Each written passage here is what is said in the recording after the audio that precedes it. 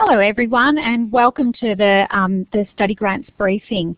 I'm going to actually introduce Leela Darville from the Pathways and Participation Division of the DEECD, and she will actually go through the DEECD portion of the presentation. I will then go through the application process and the timelines.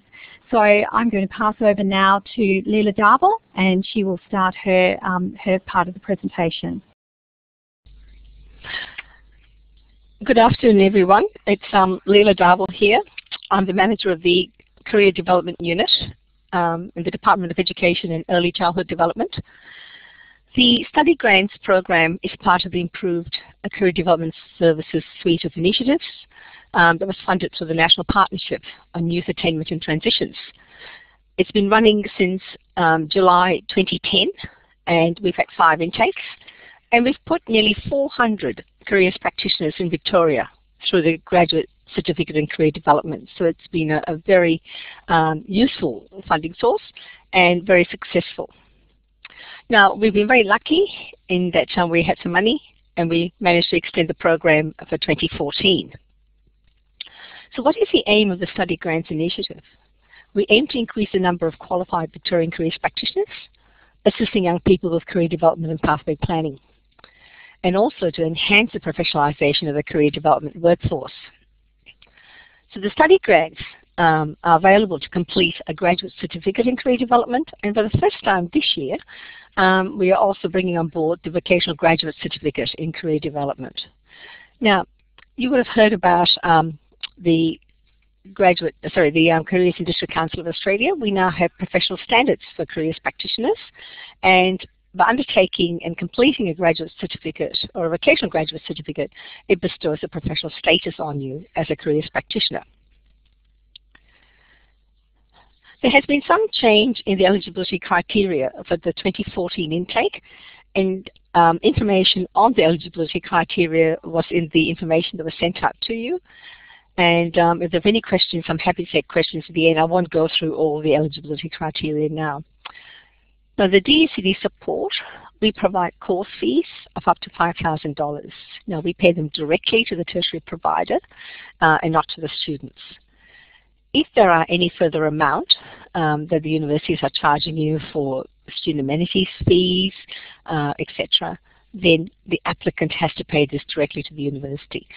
But we will pay the course fees of up to $5,000, which works out to about $1,250 per unit, or $2,500 per semester. This year, we're also providing casual relief teacher release funding of up to 2 days. What this means is that if you're doing a face-to-face component for some of the universities, or you need extra time off school to do some online assessment or extra reading, you can ask the school to release you for up to 2 days. And we will cover the school for the cost of replacing you for those days. Now, there's a process for accessing that funding, and it's actually laid out very clearly in the guidelines that was also sent to you. You must submit the invoices, or your school must submit the invoices by November 14th, 2014, next year. The program comes to an end and we must get all our books cleared. Further information is on our DEECD website and the Study Grants application website, which is linked to the CEAV. I'll be around to take questions. I'll now hand over to Lee.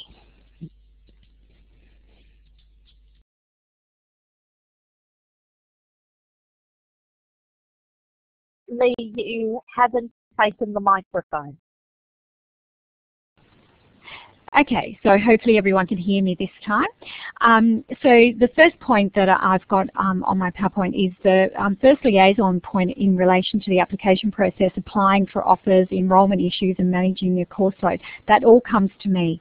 So if you've got any issues in regarding to if you have been made an offer and you are going through the study grant, you need to actually come to me, as I will mediate between you, the course provider, and the DEECD. So it's the course content and requirements. You need to contact the course provider. So they're the ones that will help you with that. RPL, contact the course convener. so they'll be able to help you with that. And you need to, in the study guidelines, it does have all that information.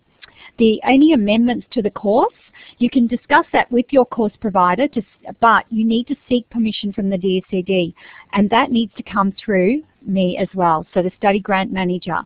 And you need to do that in writing by email. You can call me and have a chat about it first, and then you need to come to me in writing. So you can talk to your provider, but make sure you do come to me as well, because you need to have permission from DEECD. Make sure you check census dates. Now, for semester 2, in some cases you might enroll in 2 semesters, because I think that ACU requires that. But the other course providers, you will enroll each semester. Now, you need to make sure that you know about the census dates, because if you don't withdraw in time, if you are having an issue, or if you don't enroll in time, then you will have missed out. And then you need to contact me straight away so that I can actually talk to the course provider and the DEECD. So if you do have to withdraw for any reason, you need to have a letter from your principal detailing the reasons for your withdrawal. Now, the principal will support your application, so therefore that's why we need to have that from the principal. Okay, so onto the application. Now, you would have received already a username and password, which you'll be able to use tomorrow to the grants website. So once you log in, you'll be able to actually update your password and start your application. You can go into the application, save and